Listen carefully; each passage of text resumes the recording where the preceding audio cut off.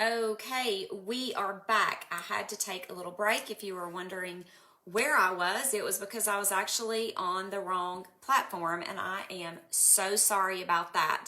But that first, I guess, session that when I was covering item number 1 and number 2 is recorded and it will be in your hub, so you can go back and grab that.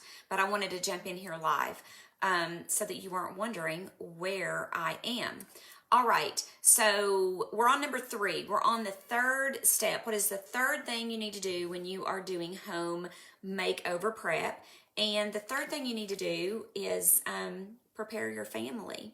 So the first thing was determine your perimeter, determine your project area. Second is prepare yourself. The third is to prepare your family. I don't think anybody does this beforehand, and it can cause a lot of tension. But you want to have a conversation with the people that your home makeover, big or small, is going to impact, which would be everyone living in your home. And those are the people that I recommend that you prepare. So think about who else uses the space. Is it a living room where everybody's going to use the space? Is it just my office where only I'm going to use the space? Is it, is it just my bedroom where it's really only going to be me? Is it one of my kids' bedrooms? Like, who else uses the space that you want to make over? And have a conversation and find out, what do you love about the space or in the space? Now, if it's your private space, you don't have to get their input. But if it's a space that they use, find out what they love about it.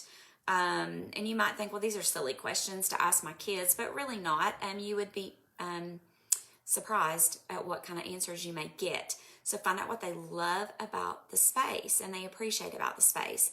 What do they hate about the space? Like, I don't know, but I'm glad you asked because I hate this couch. It's awful. It's so uncomfortable. Or I hate this rug. It is so ugly. Like, why did you buy this rug? Whatever it is. Our kids have different tastes than we do. But it's interesting, to find out what they love and what they hate. And specifically, do not leave your spouse out of the equation.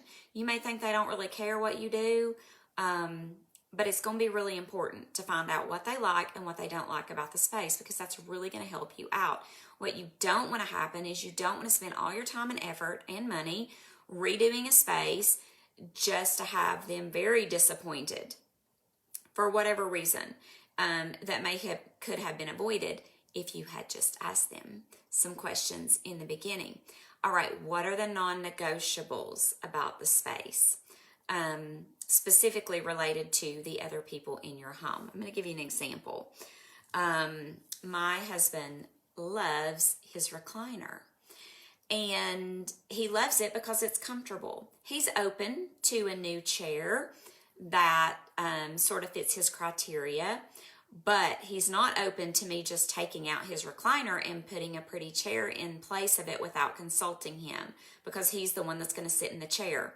So the non-negotiable when I was redoing our living room was that we needed to keep his chair unless I wanted to find one equally comfortable and fitting, which I did not want to spend the money on that at the moment.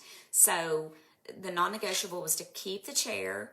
The other non-negotiable was to make sure that it was within comfortable viewing of the television, because that's what he sits in his chair for when he watches TV. Is everybody has their favorite spot where they watch TV, and his is his chair.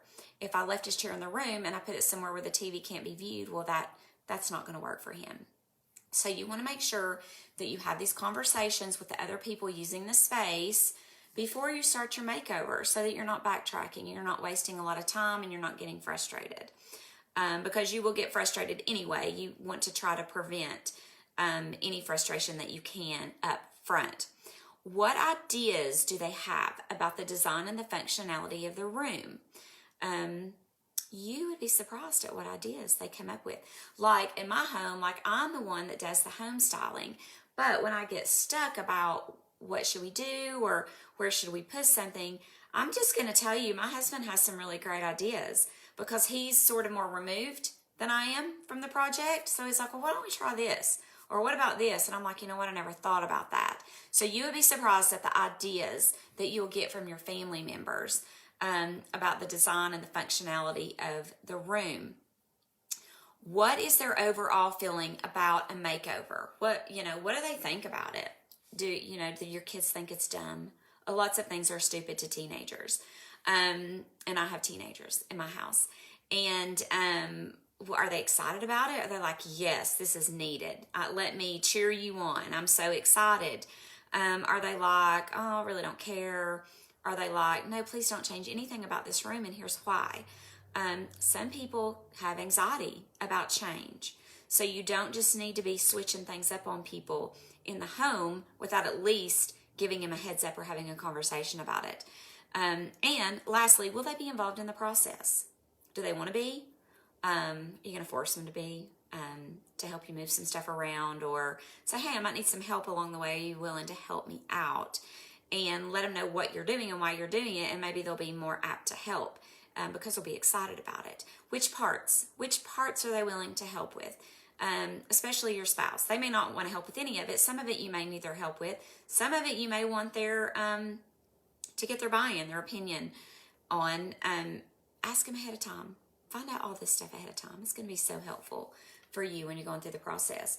Okay, and we are at step number 4, very last step. Now's when you get to get your hands dirty, get in there and do some physical work. Prepare your space. Clean and declutter your space. Now, I don't know about you. I do like to clean, but I don't have a lot of time to clean. So deep cleaning is not really something that is continuously on my to-do list. But I do recommend that you do some really deep cleaning and decluttering on the space that you are getting ready to change up a bit. Okay, even if it's, built-in areas, clean it up a bit. Clean out the drawers, clean out the shelvings, dust it really good. Use some Murphy's oil, use some cleaning product, clean it really good. Because first of all, cleaning makes a big impact, even if you're not making any other changes. Cleaning makes it smell good. You feel like you've done something big. You have a win. Wins are important during a home makeover process. Okay, you don't just want the big win at the end. You want the little wins along the way to give you the motivation, encouragement to keep you moving. So, clean and declutter. Also, determine the purpose of the space. Okay, if you're doing bookshelves, then maybe it's just to be pretty. Maybe there are actually books you need to store on there. There's a creative way to do that, and that just doesn't, traditionally put the books in there, and then it just looks really heavy.